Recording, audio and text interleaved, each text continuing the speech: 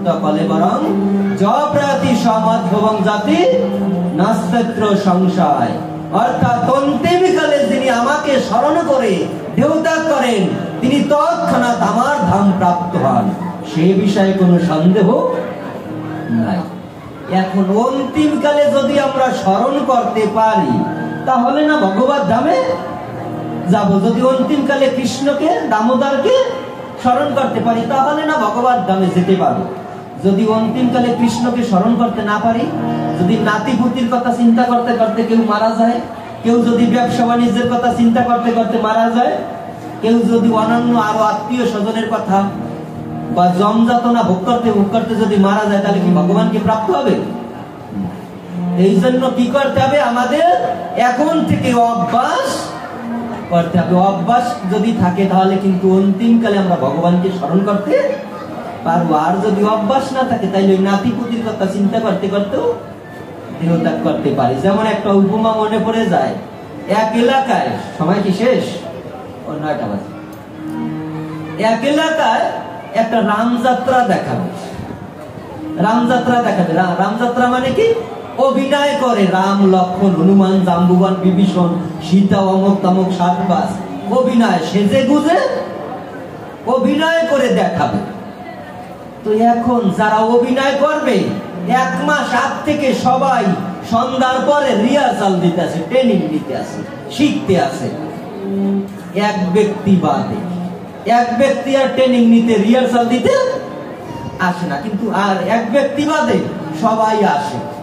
এখন যেই ব্যক্তি আসে না ওরে সবাই ধরছে, আমরা সবাই রিহার্সাল দেই, ট্রেনিং নেই, শিখি, তুই কেন শিখতে আসিস না? তখন ওই ব্যক্তি বলে, ধর আমার যে অভিনয় এতে শেখার দরকার নাই। আমার অভিনয় কি? ছোট্ট একটা অভিনয়। আমার অভিনয় হলো রামচন্দ্র স্টেজে উঠবে, আমিও স্টেজে উঠবো। রামচন্দ্র আমার গায়ে বান মারবে আর আমি করতে করতে মারা যাবো। এই আবার এতে আবার শেখা লাগে নাকি? তোরা শেখ, আমার শেখার দরকার নেই। যে আমার গায়ে একটা বান পড়বে আর বান মারা মাত্রই আমি কি করব? করতে করতে মারা যাবো। এতে আবার ট্রেনিং নেওয়ার দরকার আছে না? এই করতে করার জন্য তোরা শেখ। ওই ব্যক্তিরা কিন্তু শিখতে আসে না, আর সবাই কিন্তু শিখে। তো যেদিন অনুষ্ঠান সবাই শিখছে ভালোভাবে, ওই ব্যক্তি আর শিখ নাই। তো যেদিন অনুষ্ঠান রামযাত্রা, ওই দিন ওই রামযাত্রা দেখার জন্য শতে শতে অনেক ভক্ত হয়েছে দেখার জন্য।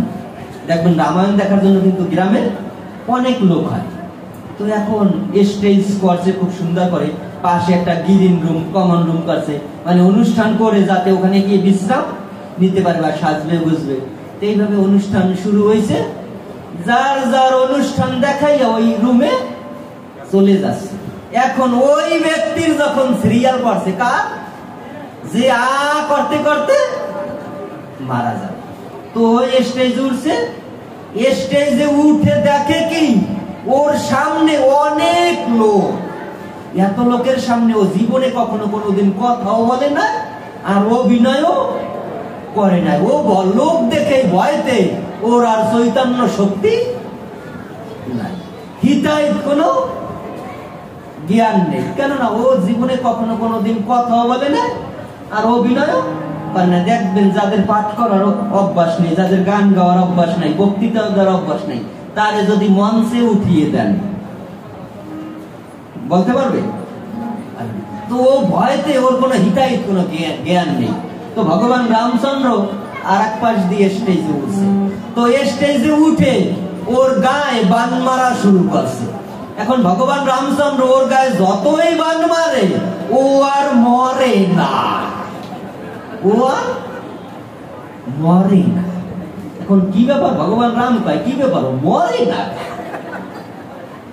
কথা ছিল যে আমি বান মারবো, বান মারার সাথে সাথে কি করবে? ও মারা যাবে। কি ব্যাপার মরে না? এইরকম রামচন্দ্র যতই ওর গায়ে বান মারে ও আর মরে না।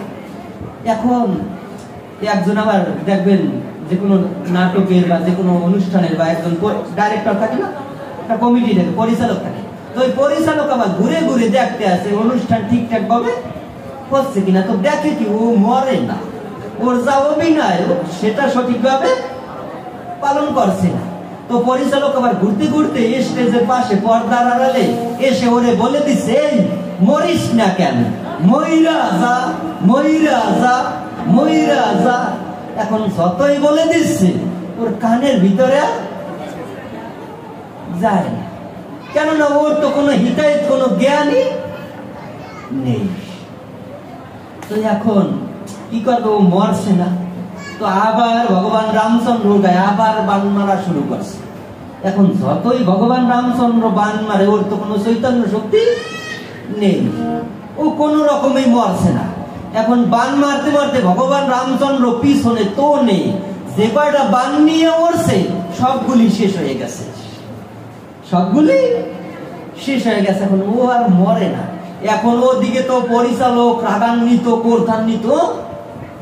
এই জন্য বলেছি আগে রিহার্সাল দে ট্রেনিং দে, তা না, রাগান্বিত একদম ই করতে ওর পর্দার আড়ালে সে ওরে বলছে, ভূতের মতো এখনো দাঁড়িয়ে আছিস, মরিস টাকা, এখনো ভূতের মতো দাঁড়িয়ে আছিস, মইরা যা, তাড়াতাড়ি মইরা যা।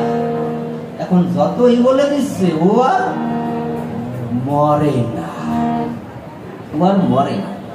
এখন উপমাটা বললাম এই জন্য, যদি অভিনয় করতো, শিখতো, ট্রেনিং নিত, তাইলে ও কিন্তু ঠিকই মরতে পারত।